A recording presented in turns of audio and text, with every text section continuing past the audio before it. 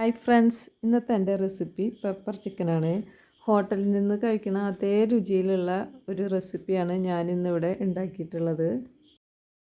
അതിനായിട്ട് കഴുകി വൃത്തിയാക്കിയ chicken 1 kilo എടുത്തിട്ടുണ്ട്. അതിലേക്ക് ഉപ്പും മഞ്ഞളും മുളകും പുരട്ടി ഞാനവിടെ റെസ്റ്റ് ചെയ്യാൻ വെച്ചിട്ടുണ്ട്.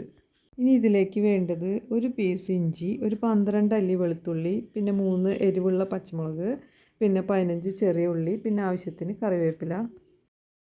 ഇതിൽ മെയിനായിട്ടായ കുരുമുളക് ഒരു 5 സ്പൂൺ എടുത്തിട്ടുണ്ട്. അത് നന്നായി കഴുകി വൃത്തിയാക്കിയിട്ട് നമുക്കൊരു പാനിൽ ഒരു 2 ഗ്ലാസ് വെള്ളത്തിൽ നമുക്ക് നന്നായിട്ട് വേവിച്ചെടുക്കാം. ചൂടാറിയതിന് ശേഷം മിക്സി ജാറിൽ നമുക്ക് ഇതിട്ട് കൊടുക്കാം. കൂടെ തന്നെ 1 സ്പൂണ് പെരിഞ്ചീരകവും ഉള്ളിയും ചേർത്ത് നല്ല പേസ്റ്റ് പോലെ അരച്ചെടുക്കാം കേട്ടോ.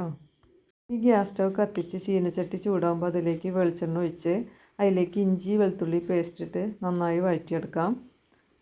അതിന് ശേഷം നമുക്ക് ഇതിലേക്ക് മാറ്റി വെച്ച കറിവേപ്പിലയും പച്ചമുളകും സവാളയൊക്കെ ഇട്ട് നന്നായി വഴറ്റി ഒരു ബ്രൗൺ കളർ ആവുന്നത് വരെ വഴറ്റി അതിന് ശേഷം നമ്മൾ അരച്ച് വെച്ച കുരുമുളകിൻ്റെ പേസ്റ്റ് ഇട്ട് കൊടുക്കാം. ഇതിലേക്ക് ആവശ്യത്തിനുള്ള വെള്ളത്തിനായിട്ട് ഞാൻ മിക്സി ജാറ് കഴുകിയ വെള്ളമാണ് ഒഴിച്ച് കൊടുത്തത്. 1 കപ്പോളം വെള്ളം ഉണ്ടാവും. ഇനി നമുക്കത് നന്നായിട്ട് തിളപ്പിച്ചതിന് ശേഷം അതിലേക്ക് മാറ്റി വെച്ച ചിക്കൻ ഇട്ട് കൊടുത്ത് നന്നായി ഇളക്കി കൊടുക്കാം കേട്ടോ. എന്നിട്ട് അതിൽ പാകത്തിന് ഉപ്പുണ്ടോ എന്നൊക്കെ നോക്കി അതിലേക്ക് ആവശ്യത്തിന് കറിവേപ്പില ഇട്ട് കൊടുക്കാം. കറിവേപ്പില ഇത്തിരി കൂടിയാലും കുഴപ്പമൊന്നുമില്ല, നല്ല ഫ്ലേവർ ആയിരിക്കും. മീഡിയം ഫ്ലെയിമിൽ നമുക്ക് മൂടി വെച്ച് വേവിക്കാം കേട്ടോ. ഒരു 15 മിനിറ്റ് വേവിക്കാം. ഇപ്പോൾ നമ്മുടെ ചിക്കനൊക്കെ നന്നായിട്ട് വെന്ത് വന്നിട്ടുണ്ട്. ചാറൊക്കെ കുറുകി നല്ല എണ്ണയൊക്കെ തെളിഞ്ഞ് വന്നിട്ടുണ്ട് കേട്ടോ. നല്ല സ്മെല്ലൊക്കെ വരുന്നുണ്ട്. അപ്പോൾ നമുക്കിനി ഇതിലേക്ക് പാകത്തിന് കറിവേപ്പിലയും കുറച്ച് മല്ലിയിലൊക്കെ തൂവി നമുക്ക് സ്റ്റൗ ഓഫാക്കി നമുക്ക് ചിക്കൻ സെർവ് ചെയ്യാം കേട്ടോ. അപ്പോൾ നമ്മുടെ പെപ്പർ ചിക്കൻ ഇവിടെ റെഡി ആയിട്ടുണ്ട്.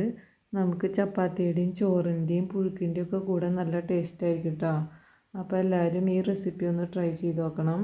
എൻ്റെ ചാനൽ സബ്സ്ക്രൈബ് ചെയ്യാത്തവർ സബ്സ്ക്രൈബ് ചെയ്യണം, ലൈക്ക് ചെയ്യണം, ഷെയർ ചെയ്യണം. അപ്പോൾ അടുത്ത വീഡിയോ കാണും വരെ ടാറ്റ ബൈ ബൈ.